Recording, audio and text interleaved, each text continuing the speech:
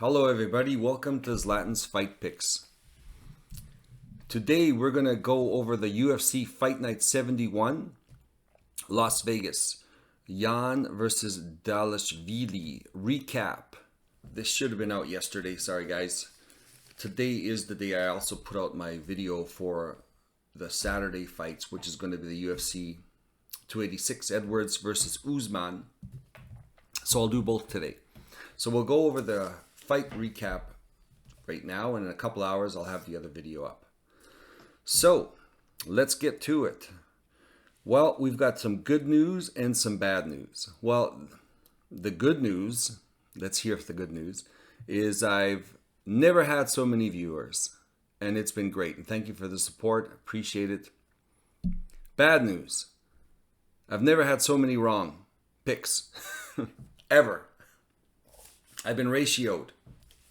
So according to I made 7 picks that didn't go my way, which was over, well, there's only 13 fights, so it's over 50%.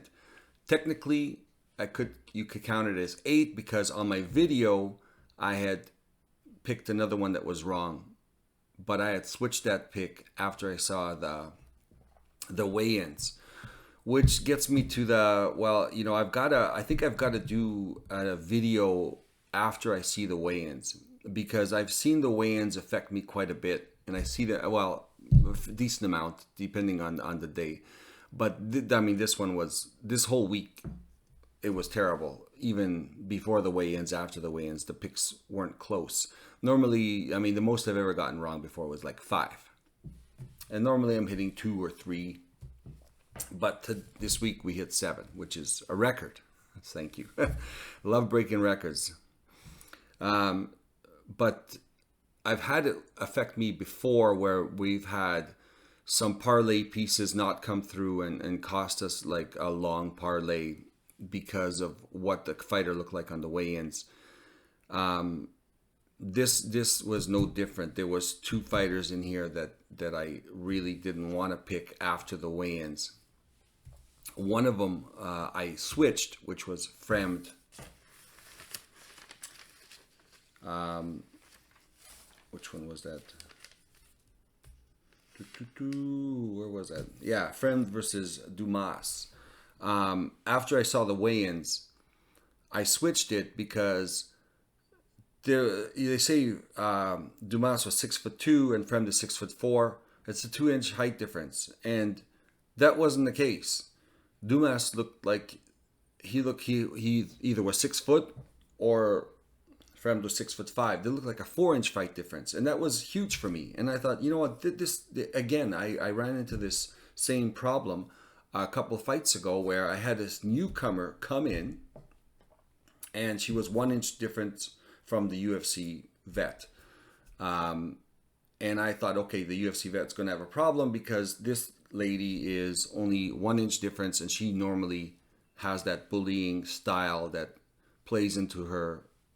She's much bigger than the other fighters, and she gets to implement that style.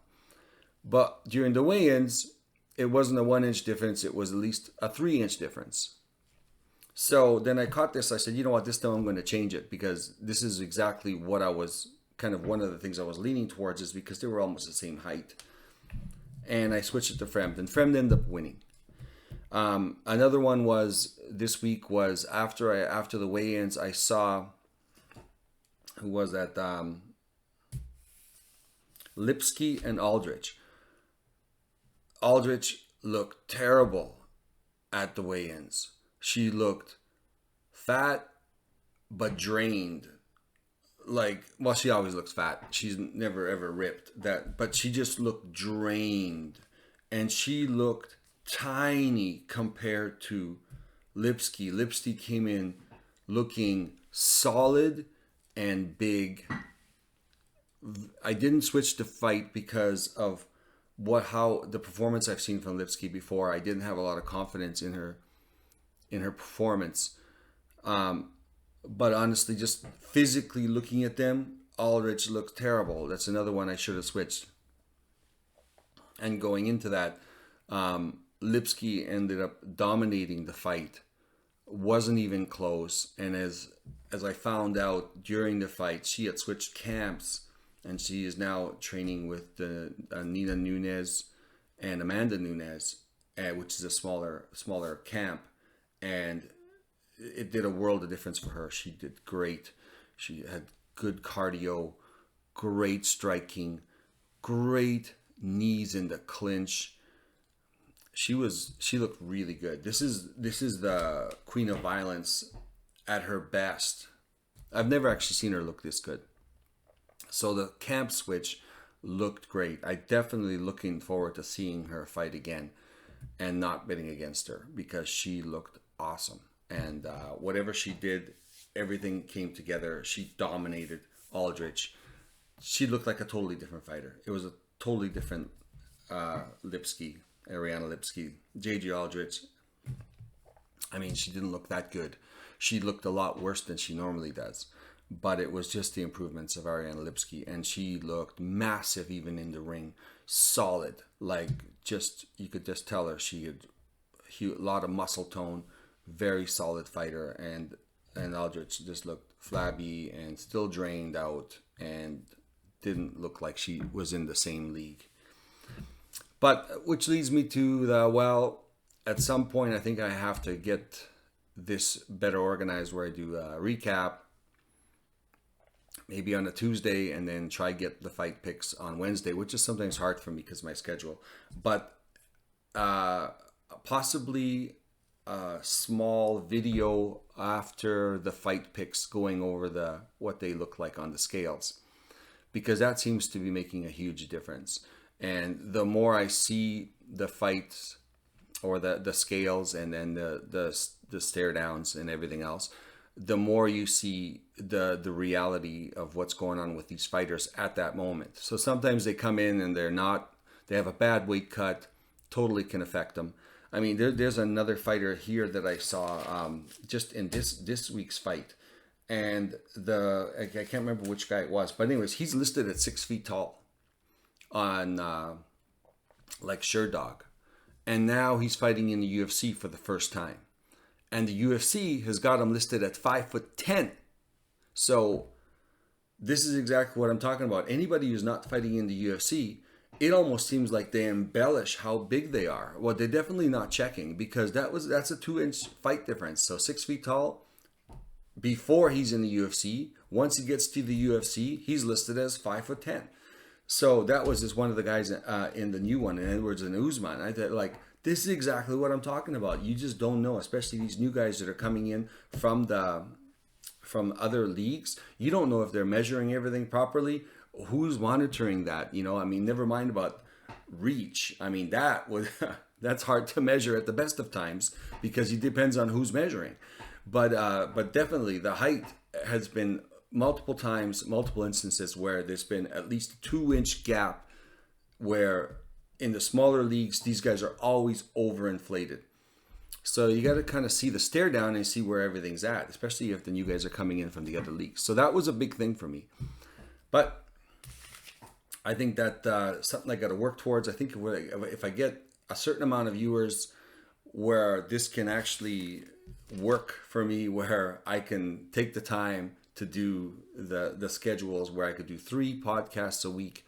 One of them will be the weigh-ins, because you got to look at the weigh-ins. Obviously, it's making a big difference, affecting everything. So I wouldn't mind doing a short podcast, where kind of almost like the recap, where we recap everything we went through and just go over the weigh-ins and see what they look like, and say, do we switch the fight pick or do we not switch the fight pick and keep it the same due to what we see visually.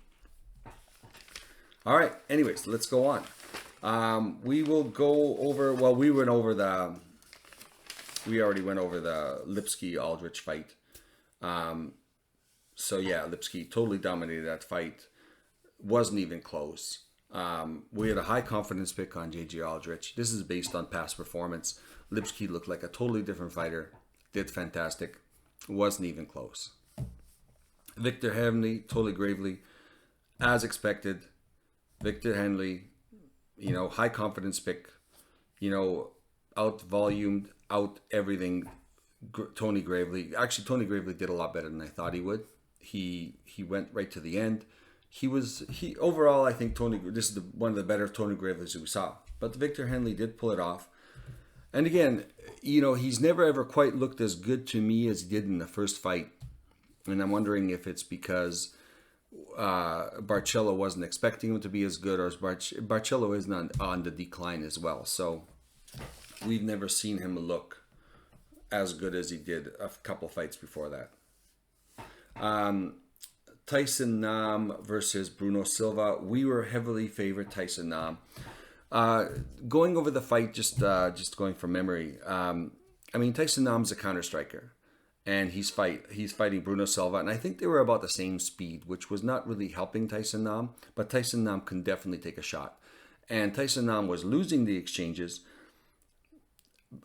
because he wasn't able to counter strike until the end of the first round. And after the end of the first round, he caught Bruno Silva with a couple of shots, and he was starting to follow and chase Bruno Silva, and Bruno Silva was running away from him because Tyson Nam is a power striker, and if he had done a little bit more of that would have been probably a path to victory. But he was definitely waiting a little too long for Bruno Silva to throw his punch and then the counter, which is what he does. But at this point, he was about the same speed, and I think Tyson Nam took the first round, but he kept waiting for Bruno Silva, and Bruno Silva kept throwing up that straight up kick, and it was getting close. And of course, as Tyson Nam is standing there waiting to counter strike, he doesn't really move a lot.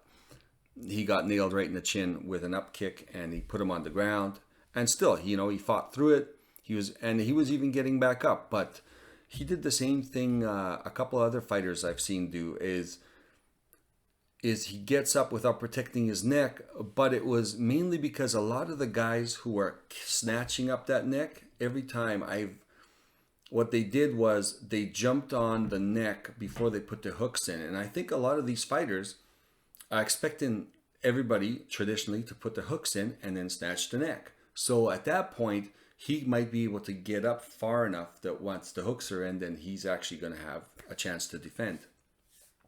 But it seems like a lot of them are getting caught in that these fighters, once they get on their back, they go immediately for the neck before they even get the hooks in. So they already lock their position in under their chin, and then they start to squeeze, and then they start to put their hooks in, even if they need the hooks by that point.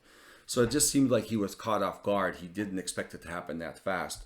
I think it was a sequence. And I've seen it happen to other people. Who was it that happened last time? Well, it happened to Andrade. And it happened to one other person who just ended up getting caught. And I can't remember who it was. And again, no hooks, just straight for the neck. And it seems like it's catching a lot of the people who are used to the defense off guard, because it's coming out. They don't even know. It's all of a sudden it's there under the neck. Because usually you're expecting them put hooks in, trying to control you, and then try to put it under your neck, and then you're fighting hands or whatever, right? So nevertheless, Tyson Nam, again, high probability pick, but unfortunately lost. Bruno Silva, he looked okay. He was all right. I don't think he looked fantastic. I don't know if I would bet on him. I thought he looked fine. I mean, I don't think that was a dominant performance, even though he ended up knocking the guy down. We'll see who he gets matched up with. Carlson Harris, Jared Gooden. We didn't do the picks because that fight got made after the fact. I had picked Carlson Harris for that matchup, and he ended up winning. But I didn't do a breakdown of that because it was kind of done after I made my list. Where are we going? Mario Batista, Guido Canetti. Mario Batista dominated the fight. I mean, self-explanatory in that one, right? Where are we going? We went over Cedric Dumas and Josh Fremd. You know what? Josh Fremd looked great. He looked big. He was dominating the fight over Cedric Dumas. I mean, I expected a little more from him, but I think he's got a huge step up in competition. And he's not even as big as they say he is. So he's obviously a little smaller. He looked smaller in the ring, way smaller. And Fremd managed to handle him pretty easily. Moving on to Rafael Assunção and Davy Grant. I had leaned Rafael Assunção and over David Grant, and Rafael Assunção had some fantastic moments in that fight. And in the end, David Grant, grinded it out, and he's a tough guy, and he's a bit younger. And I was worried about Rafael Assunção's age, and sure enough, at the end of it, he retired. So there you go. That should tell you that he's a little bit over the hill. He was thinking he's a little bit over the hill. I think he looked pretty good in that fight. Davy Grant did pull it off. Davy Grant was about to lose the fight. Oh, let me adjust this for the sun. Davy Grant was about to lose the fight, and he pulled it off right at the end with the submission. Was it a submission, or did he ground and pound him? What? Anyways, he finished him at the end, and that was the only way he was going to win. I think it was a submission. So there was only way David Grant was going to win. Otherwise, Rafael Assunção was on his way to victory, which is what I kind of expected. I was worried about David Grant's power and grittiness and everything else, and sure enough, that's what came into play. He's just at the end of it, he just pulled this off after he's getting beat up for the first 2 rounds. Carl Williams versus Lucas Brzeski. Carl Williams, Lucas Brzeski, tough guy, grinder, took it right to the end. Carl Williams relied on his wrestling, kept taking him to the ground. Lucas Brzeski had a hard time getting up. He was getting up. He got up almost every single time. But in the end, he was dominated just because of the wrestling. And a lot of people had picked Carl Williams because of the wrestling. I picked Lucas Brzeski because of his toughness, about him able to be getting up all the time. And I think it was going to affect Carl Williams, who was new to the UFC. But it ended up Lucas Brzeski was doing that, but Carl Williams did enough where he got enough points where it was obvious that he was going to outpoint Lucas Brzeski. As far as the striking goes, I think the striking, of course, went to Lucas Brzeski. But nevertheless, we were leaning towards Lucas Brzeski.